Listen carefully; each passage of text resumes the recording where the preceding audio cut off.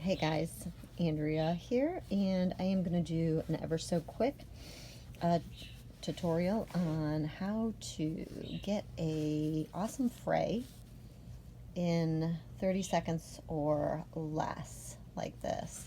I mean, obviously it's going to take a little longer depending on the amount of material that you're going to be fraying, but this is incredibly simple. So first thing we're going to do is I'm going to just go ahead and cut off what I already frayed, which of course that's just to show you how to do it. Here we go. So first thing I'm going to do is just start making little tiny slices.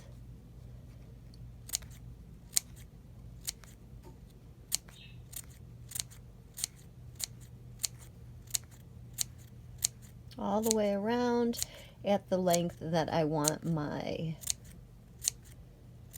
fray. And here obviously I can't, it's a little thicker, I can try, but I think that's not going to work. Ready? Take a dog brush and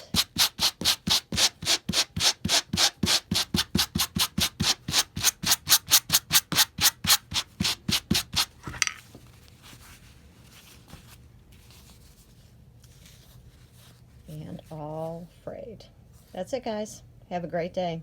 See you next time.